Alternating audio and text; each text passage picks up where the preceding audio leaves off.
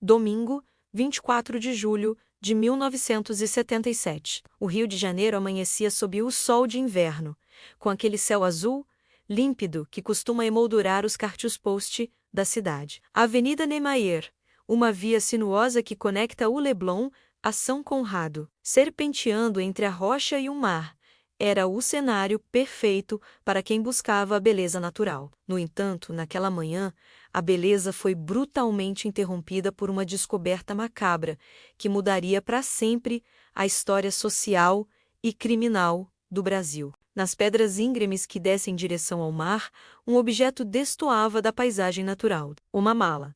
Não uma mala qualquer, mas um volume rígido, arrebentado, que parecia ter sido arremessado do alto da avenida com a intenção de desaparecer nas águas do Oceano Atlântico.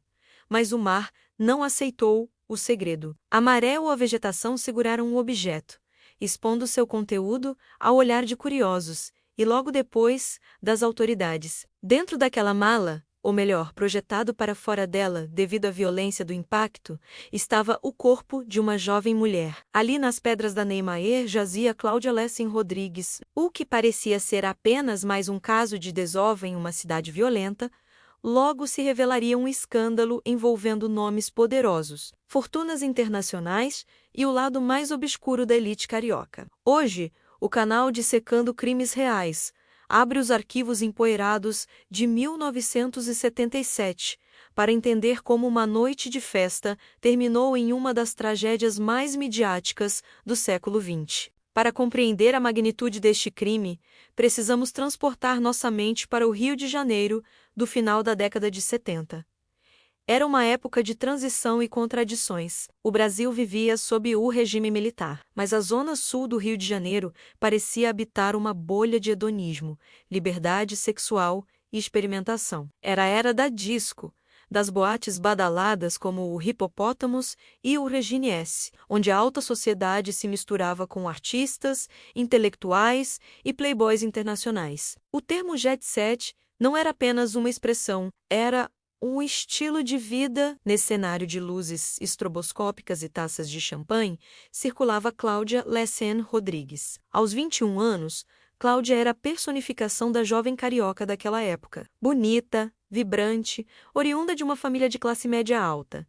Ela transitava com facilidade entre os círculos sociais mais exclusivos. Ela não era uma celebridade por si só, mas tinha o sobrenome e as conexões certas. Era irmã de Márcia Rodrigues, a atriz que ficara famosa internacionalmente pelo papel no filme Garota de Ipanema. Essa conexão familiar colocava Cláudia dentro das festas mais cobiçadas, nos iates e nas coberturas de frente para o mar. Cláudia era descrita por amigos e familiares como uma moça doce, ingênua em certos aspectos, que gostava de se divertir. Ela não era uma usuária contumaz de drogas pesadas, embora o ambiente ao seu redor estivesse saturado delas. Ela buscava o glamour, a companhia de pessoas interessantes, o brilho da vida social. Naquele julho de 77, Cláudia estava cheia de vida, sem saber que sua órbita estava prestes a colidir com a de um homem que representava o perigo disfarçado de privilégio. Do outro lado dessa equação fatal estava Michel Frank. Se Cláudia representava a juventude carioca, Michel Frank representava o excesso cosmopolita e perigoso. Suíço-brasileiro, herdeiro de uma fortuna ligada à indústria de relógios, Michel era o arquétipo do playboy inconsequente. Ele tinha dinheiro ilimitado, um apartamento luxuoso na Avenida Niemeyer, menos a mesma avenida que serviria de túmulo para Cláudia, menos e uma sensação de impunidade, que apenas o passaporte europeu e a conta bancária recheada poderiam proporcionar naquela época. Michel era conhecido por suas festas, por seu temperamento volátil e principalmente pelo consumo desenfreado de entorpecentes. Ao lado de Michel orbitava uma figura controversa, Georges Cour, cabeleireiro da alta sociedade. Georges era uma espécie de faz-tudo para Michel Frank.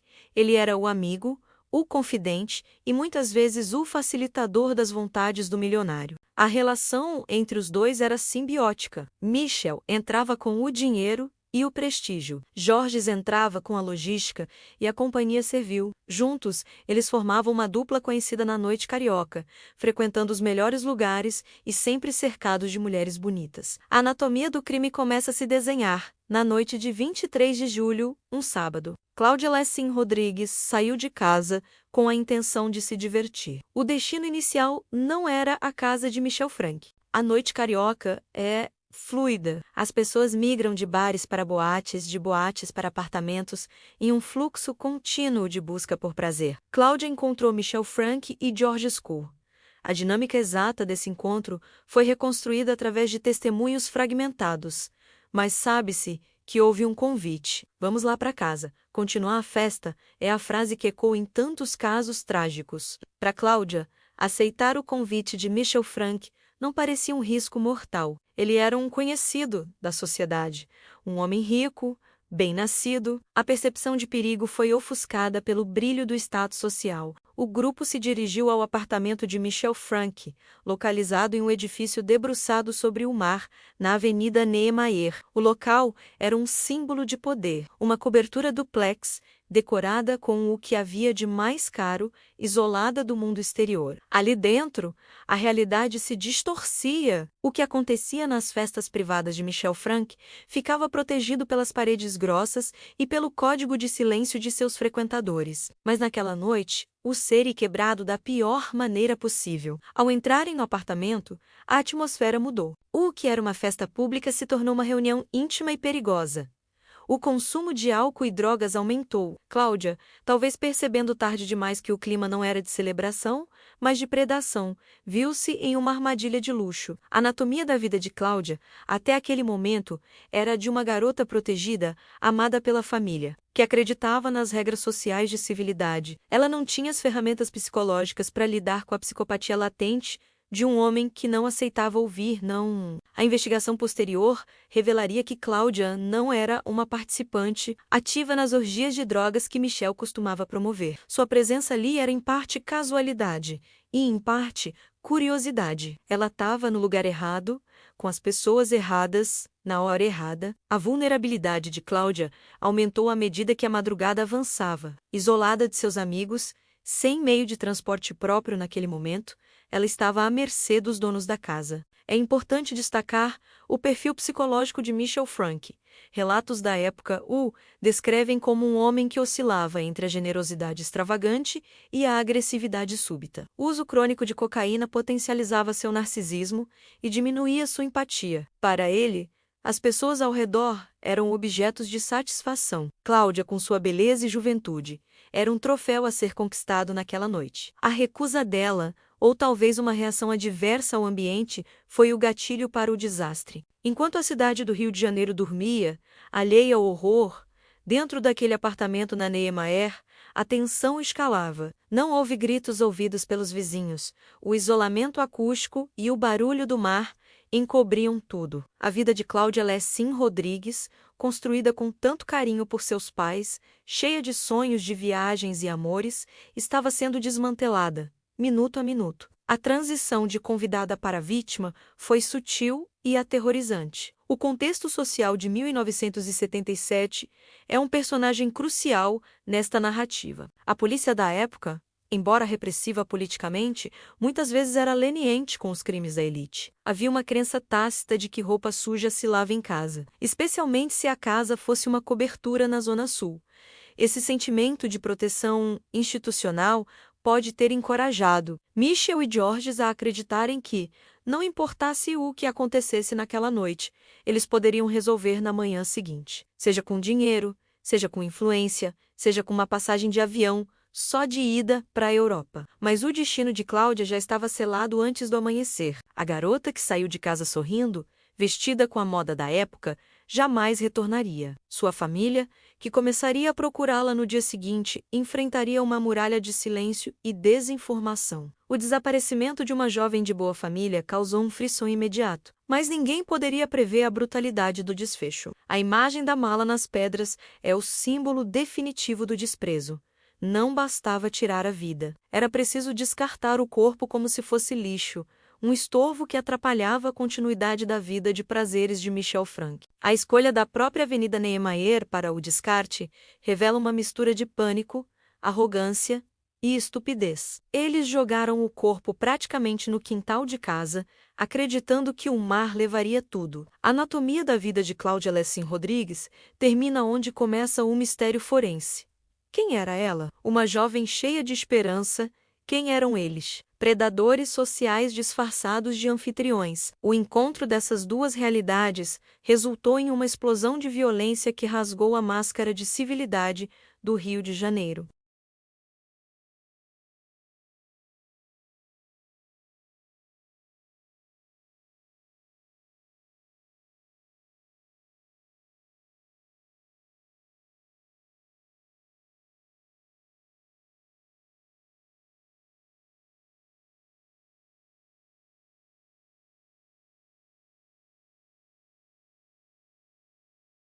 O sol de domingo iluminou a Avenida Niemeyer, mas não conseguiu dissipar a escuridão do que havia ocorrido horas antes na cobertura do plex de Michel Frank. Enquanto a polícia isolava a área onde a mala Samsonite rígida fora encontrada, uma operação de guerra começava nos bastidores da investigação criminal. A identificação do corpo foi o primeiro choque de realidade. Não se tratava de uma desconhecida, vítima da violência urbana comum. Era Cláudia Lessing Rodrigues, a irmã da garota de Ipanema, a jovem que todos esperavam ver nas colunas sociais, não nas páginas policiais. A brutalidade da cena contrastava com a delicadeza da vítima. O corpo forçado em posição fetal dentro de um espaço minúsculo apresentava sinais que a ciência forense precisaria decifrar com urgência para separar a verdade das mentiras que já começavam a ser arquitetadas pelos advogados mais caros do Rio de Janeiro. Para entender a dinâmica do crime, a perícia precisou reconstruir os eventos dentro do apartamento a partir dos vestígios silenciosos deixados para trás. A versão que Michel Frank e George Score tentariam vender mais tarde era de uma overdose acidental. Segundo essa narrativa fantasiosa, Cláudia teria passado mal, morrido subitamente, e eles, em um momento de pânico irracional, teriam decidido se livrar do corpo para evitar um escândalo com drogas. No entanto, o corpo de Cláudia contava uma história muito diferente, escrita em hematomas e fraturas. A ciência não admite o pânico como justificativa para a ocultação de cadáver, e muito menos aceita lesões traumáticas como sintoma de overdose. A mala Samsonite tornou-se a primeira peça-chave do inquérito. Era um objeto de luxo, importado, condizente com o estilo de vida de Michel Frank. A perícia papiloscópica trabalhou incansavelmente na superfície da mala. Apesar da tentativa tosca de limpeza e do impacto nas pedras, impressões digitais foram recuperadas. A materialidade da ocultação estava ligada diretamente às mãos de quem fechou aquele zíper. Mas o horror real estava na logística: colocar um corpo humano adulto, ainda que de uma mulher esbelta como Cláudia, dentro de uma mala de viagem, exige força bruta e uma frieza mecânica. Esse ato, por si só, demonstrava o desprezo total pela humanidade da vítima. Não houve tentativa de socorro médico, não houve chamada para ambulância. Houve apenas a preocupação egoísta de limpar a sujeira da sala de estar. O corpo foi levado ao Instituto Médico Legal IML do Rio de Janeiro, um prédio frio e burocrático que se tornaria o epicentro de uma batalha de laudos. O exame cadavérico inicial foi conduzido sob pressão extrema. A imprensa cercava o prédio, e os telefones dos legistas não paravam de tocar. O laudo de necropsia revelou a causa mortis: asfixia mecânica e traumatismo craniano. Mas os detalhes eram o que importava. Cláudia apresentava uma fratura na mandíbula, uma fratura contundente causada por um impacto violento. Esse dado técnico foi o primeiro prego no caixão da tese de morte acidental. Pessoas que morrem de overdose não quebram o próprio maxilar antes de cair. Aquela fratura indicava um soco, um golpe desferido com raiva, provavelmente em resposta a uma recusa ou a uma luta corporal. Além do trauma na face, havia sinais de esganadura, marcas no pescoço que sugeriam a compressão manual das vias aéreas. A narrativa que emergia da mesa de necropsia era de uma tentativa de estupro ou de submissão sexual que deu errado. Cláudia, lúcida o suficiente para perceber o perigo, teria resistido. A resposta do agressor, menos acostumado a ter tudo o que queria menos, foi a violência física imediata. O golpe no rosto para atordoar, seguido do estrangulamento para silenciar. A toxicologia confirmou a presença de álcool e cocaína no sangue da vítima, mas em quantidades que não explicavam a morte, servindo apenas para contextualizar o estado de vulnerabilidade em que ela se encontrava. Ela estava intoxicada, sim, mas foi assassinada por mãos humanas, não pela química. A questão da violência sexual tornou-se o ponto mais controverso e doloroso da perícia. O laudo inicial apontava indícios de violência anal e vaginal, sugerindo que Cláudia havia sido violentada antes ou durante o processo de morte. A defesa dos acusados, em uma estratégia vil, tentaria desqualificar esses achados, atribuindo as lesões à posição do corpo na mala ou a práticas consensuais agressivas. No entanto, a combinação de lesões de defesa, a fratura na mandíbula e as lacerações íntimas formavam a tríade clássica do crime sexual seguido de homicídio. A ciência forense estava diante de um quadro de estupro seguido de morte, ou tentativa de estupro que culminou no assassinato para garantir a impunidade. Enquanto o IML trabalhava, a divisão de homicídios invadia o apartamento na Avenida Niemeyer. O local já havia passado por uma limpeza, mas o luminol e a perícia de local de crime são inimigos implacáveis da faxina amadora. Cabelos loiros compatíveis com os de Cláudia foram encontrados, microvestígios de sangue, invisíveis a olho nu, foram detectados em frestas do piso e em tecidos. O apartamento de luxo, com sua vista deslumbrante para o mar, era na verdade um abatedouro higienizado. A polícia também encontrou o arsenal de drogas de Michel Frank, confirmando que o local funcionava como um bunker de consumo de entorpecentes. A cronologia Peace Crime revelou a covardia dos envolvidos. Após matarem Cláudia e colocarem seu corpo na mala, Michel e Georges não entraram em colapso moral. Eles agiram com pragmatismo. Transportaram a mala no carro de Michel até as pedras da Niemeyer, a poucos metros de casa, e a arremessaram. Acreditavam que a maré levaria o problema para longe. Voltaram para o apartamento e continuaram suas vidas por algumas horas, como se nada tivesse acontecido. A certeza da impunidade era tão grande que eles mal se preocuparam em criar um álibi sofisticado. Porém, a descoberta rápida do corpo, ainda na manhã de domingo, acelerou os ponteiros do relógio contra eles. A polícia chegou ao nome de Michel Frank através de testemunhas que viram a movimentação do carro e através da conexão óbvia. Cláudia tinha sido vista pela última vez entrando naquele prédio. Quando a polícia bateu a porta, Michel Frank já não estava. O playboy suíco brasileiro acionou seu plano de fuga de emergência, usando sua dupla cidadania e seus recursos financeiros ilimitados. Ele conseguiu embarcar em um voo para a Suíça antes que o mandado de prisão preventiva fosse expedido e distribuído aos aeroportos. A burocracia brasileira de 1977, lenta e analógica, perdeu a corrida para o jato comercial. Michel Frank fugiu para a segurança de um país que, historicamente, não extradita seus nacionais. Georges Cor, o fiel escudeiro, não teve a mesma sorte ou a mesma agilidade. Ele permaneceu no Rio de Janeiro, talvez acreditando que poderia sustentar a mentira sozinho, ou que Michel o protegeria à distância. Georges foi detido e levado para interrogatório. Sua postura inicial foi de arrogância, mas confrontado com as fotos da mala e com os laudos preliminares, ele começou a vacilar. Ele tentou, a todo custo, minimizar seu papel, colocando-se como um mero espectador de um acidente. Mas a perícia o contradizia. Carregar uma mala com o peso de um corpo morto exige 2 pessoas. A física do crime colocava Georges como coautor, no mínimo, da ocultação de cadáver. A repercussão na imprensa foi vulcânica. Jornais estampavam fotos da mala, do rosto de Cláudia em vida e dos suspeitos. A sociedade carioca, que frequentava as mesmas festas que Michel, entrou em choque. O crime expôs a hipocrisia da elite.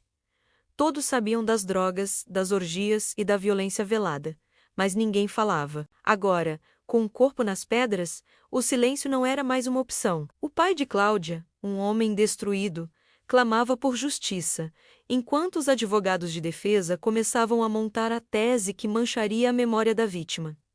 A de que Cláudia era uma viciada que morreu por culpa própria. A tática do blaming the victim, culpar a vítima, estava prestes a ser usada em escala industrial. Um detalhe técnico crucial emergiu dias depois: a análise das roupas de Cláudia, ou a falta delas. O corpo estava no dentro da mala. Suas roupas nunca foram encontradas no apartamento e nem na mala. Isso indicava que os assassinos tiveram o cuidado de despir o cadáver, ou que ela já estava nua quando foi morta e de dar sumiço nos pertences pessoais para dificultar a identificação imediata. O desaparecimento das roupas e da bolsa de Cláudia era mais uma prova da intenção deliberada de ocultar o crime, desmontando a tese de pânico momentâneo. Quem age em pânico deixa pistas óbvias.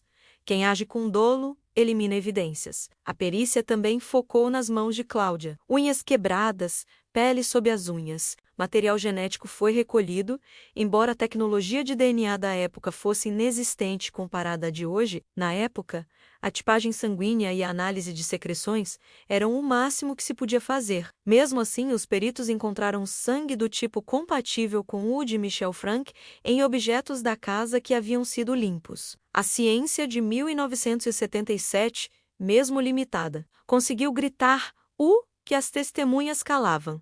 Houve luta, houve sangue e houve limpeza. A fuga de Michel Frank para a Suíça criou um impasse jurídico internacional. O Brasil tinha o corpo, a perícia e o cúmplice Georges, mas não tinha o autor principal. A Suíça, protegendo seu cidadão, recusou a extradição, mas abriu a possibilidade de julgá-lo lá, sob as leis suíças, caso o Brasil enviasse as provas. Isso transformou o caso Cláudia Lessing Rodrigues em um processo transnacional. O laudo pericial brasileiro, traduzido para o francês e o alemão, teria que convencer juízes em Genebra de que aquele jovem rico era um assassino brutal. O desfecho desta etapa investigativa deixou um gosto amargo. A perícia foi competente, a polícia agiu dentro das limitações da época, mas o poder econômico de Michel Frank criou um atalho para a liberdade. O bloco se encerra com a imagem de Georges Cor preso, suando frio na delegacia, enquanto Michel Frank aterrissava na Europa. Longe das algemas,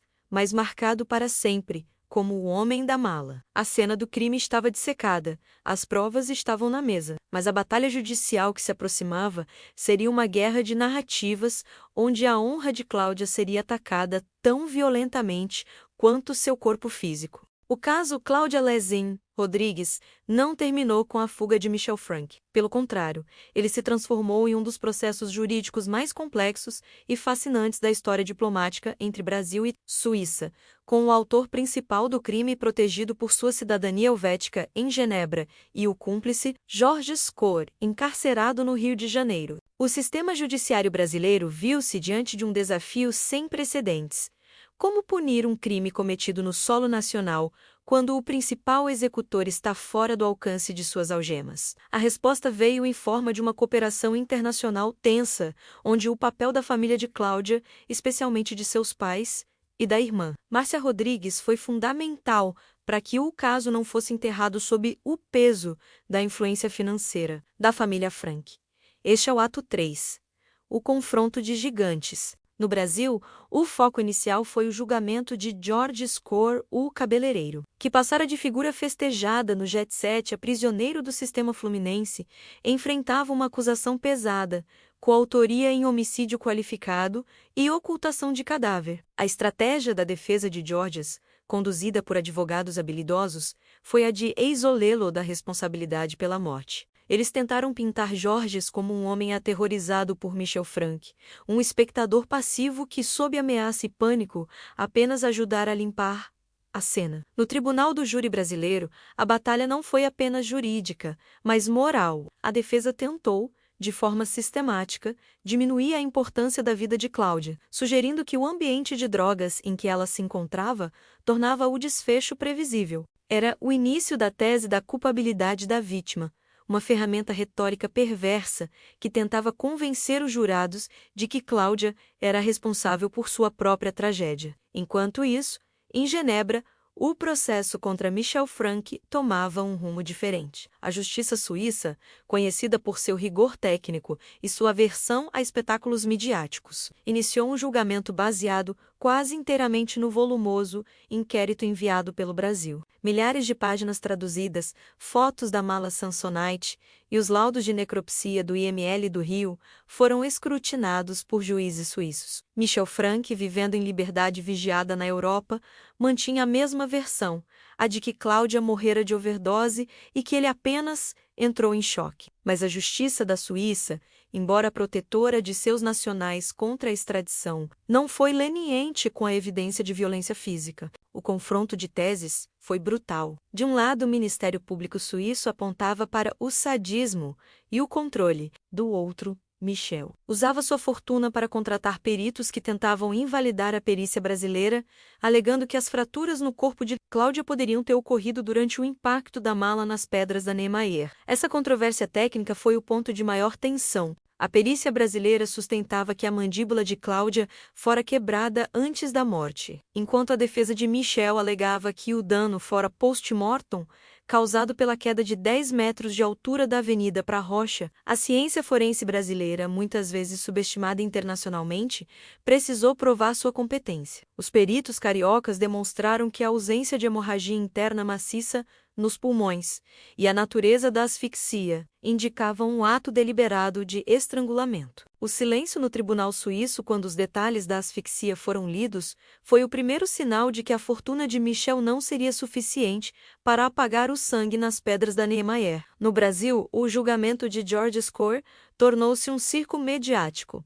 A opinião pública estava dividida. Parte da sociedade, conservadora e moralista, deixava-se levar pela narrativa de que moças direitas não frequentam festas de playboys. Outra parte, no entanto, via em Cláudia o símbolo da vulnerabilidade feminina, diante da arrogância masculina, protegida pelo dinheiro. A condenação de Georges Score a uma pena de quase 20 anos foi vista como uma vitória parcial, mas o sentimento de injustiça permanecia, pois o dono do apartamento, o homem que iniciara a violência, continuava a desfrutar dos cafés de Genebra e das estações de esqui dos Alpes. A reviravolta no caso suíço veio com o depoimento de ex-namoradas e conhecidos de Michel Frank, que começaram a revelar um padrão de comportamento violento contra mulheres. O playboy não era apenas um usuário de drogas. Ele era um agressor recorrente. Essas informações, cruzadas com a prova material brasileira, levaram a justiça suíça a uma conclusão histórica. Michel Frank foi condenado em Genebra por homicídio e outros crimes correlatos. A sentença, embora menor do que a prevista na legislação brasileira, foi uma afirmação de que a cooperação internacional funcionava. No entanto, o destino de Michel teria um capítulo final irônico e sombrio, fora dos tribunais, algo que poucos poderiam prever. Um dos pontos mais discutidos nas controvérsias do caso foi o papel das testemunhas de defesa no Rio de Janeiro. Nomes proeminentes da sociedade carioca foram chamados para atestar o bom caráter de Michel Frank e Georges Score. Essa movimentação expôs as entranhas do poder no Brasil de 1977. Amigos íntimos, que compartilhavam as noites de cocaína e as festas de luxo, tentaram criar um escudo de respeitabilidade em torno dos acusados. O depoimento de Márcia Rodrigues, irmã de Cláudia, foi o contraponto emocional e ético necessário. Com dignidade, ela enfrentou as tentativas de difamação da irmã morta, lembrando aos jurados e aos juízes que Cláudia era vítima, não a ré. As teorias secundárias que surgiram na época sugeriam que outras pessoas influentes estavam no apartamento naquela noite, e que o sacrifício de Georges Score e a fuga de Michel foram orquestrados para proteger nomes ainda maiores. Embora a polícia tenha investigado essas ramificações, nenhuma prova concreta de um terceiro participante foi encontrada. O caso se fechou em torno do triângulo fatal: Michel, Georges e Cláudia. A dúvida persistente sobre o que realmente aconteceu nas horas que antecederam a morte. Os detalhes da tortura ou da resistência de Cláudia permanecem um mistério guardado pelas paredes da cobertura duplex, uma vez que as confissões foram sempre parciais e focadas na autoatribuição de pânico, nunca de dolo. O confronto jurídico também destacou a disparidade entre as leis. enquanto no Brasil, o crime era visto sob a ótica da brutalidade e da ocultação. Na Suíça, a análise foi mais clínica, focada na responsabilidade individual sob efeito de substâncias. A condenação de Michel Frank na Suíça foi um marco, mas para os brasileiros, ele continuava sendo o homem que fugiu da justiça. A sensação de que o dinheiro comprava jurisdição foi um dos legados mais amargos deste período. O debate sobre a extradição e a soberania nacional ganhou as páginas de direito internacional, usando o caso Cláudia Lessing como o principal exemplo de lacuna legal. Ao final desta fase de julgamentos, o saldo era de 2 homens condenados, uma família destroçada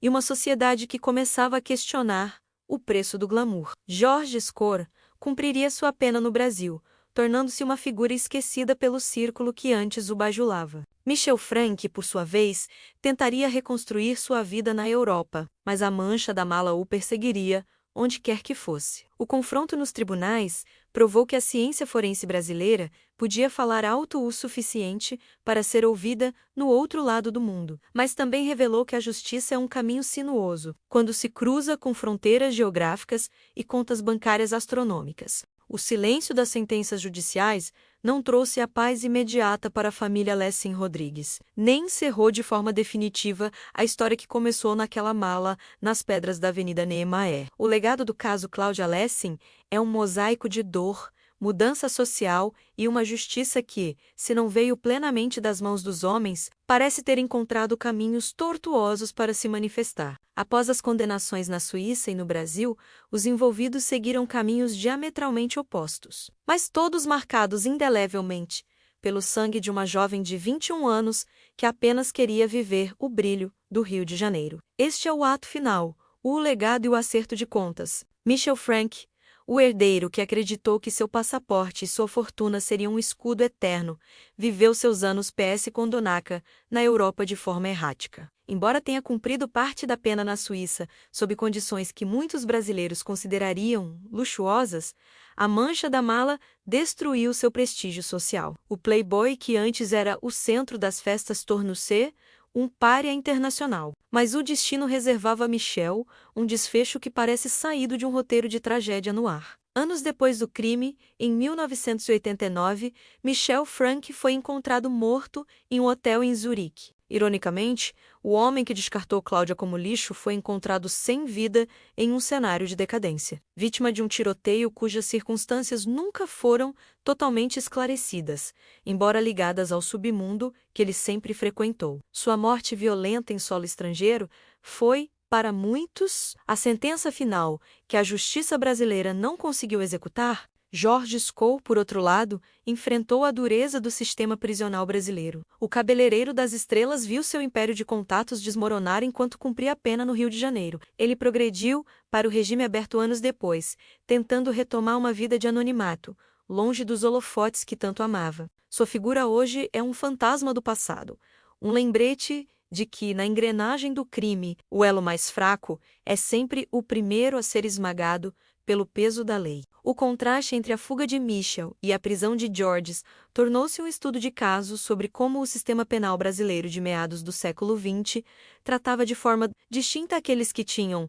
passaportes e aqueles que tinham apenas contatos. Mas o verdadeiro legado deste caso não está no destino dos assassinos, mas na transformação da percepção pública sobre a violência contra a mulher. O caso Cláudia Lessing Rodrigues foi um divisor de águas na cultura do silêncio do jet set. Ele forçou a elite carioca a olhar para o espelho e ver a podridão que o consumo desenfreado de drogas e o machismo estrutural escondiam. A luta da família Rodrigues, em especial a resiliência de seus pais e o ativismo de sua irmã Márcia, ajudou a pavimentar o caminho para o que décadas depois se tornaria a Lei Maria da Penha e a Lei do Feminicídio. Eles não permitiram que Cláudia fosse apenas uma estatística ou uma viciada morta. Eles a mantiveram viva como um símbolo de resistência contra a impunidade dos poderosos. Integrando os fatos históricos e curiosidades que orbitam este caso, É fascinante notar como a tecnologia da época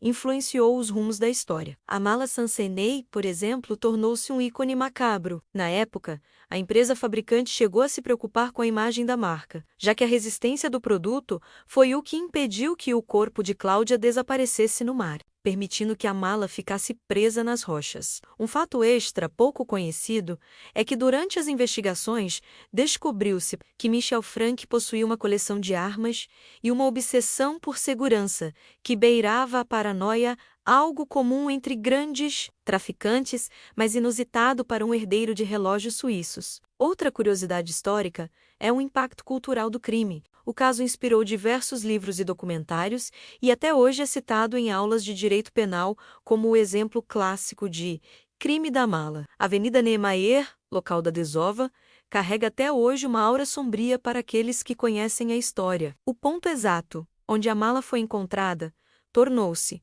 por anos, um local de vigília silenciosa para amigos da jovem. Além disso, o caso Cláudia Lessing foi um dos primeiros no Brasil a utilizar a técnica de reconstrução facial artística para ajudar na identificação, antes mesmo do corpo ser, oficialmente, reclamado pela família, um avanço notável para a perícia de 77. Refletindo sobre a natureza humana e a justiça, o caso Cláudia Lessing nos ensina que o privilégio pode atrasar a verdade, mas raramente consegue apagá-la. A brutalidade com que uma vida foi interrompida para salvar a reputação de um playboy é um lembrete de que o mal não reside apenas nos becos escuros, mas também nas coberturas iluminadas. A justiça tardia para Cláudia manifestada, entre o rigor suíço e o desfecho violento de Michel, serve como um alerta para as gerações futuras. A vida de uma mulher não é um objeto descartável para o prazer ou para a proteção de status. Cláudia Lessing Rodrigues hoje é mais do que uma vítima. Ela é um nome que evoca a necessidade de vigilância constante contra o abuso de poder. Sua morte mudou as leis, mudou a perícia e mudou a forma como a imprensa brasileira cobre crimes envolvendo a alta sociedade. Se hoje temos mecanismos mais ágeis de extradição e uma polícia técnica mais equipada, devemos em parte àquelas fotos da mala Sansenai que chocaram o país e exigiram uma resposta à altura da barbárie. Concluímos este episódio do canal Dissecando Crimes Reais com o coração pesado, mas com a mente alerta. A história de Cláudia nos lembra que cada detalhe técnico, cada laudo de necropsia e cada depoimento de tribunal são armas na luta contra o esquecimento. A verdade sobre aquela noite na Niemeyer pode ter sido parcialmente enterrada com Michel Frank em Zurique, mas a lição que ela deixou permanece gravada na consciência jurídica e social do Brasil.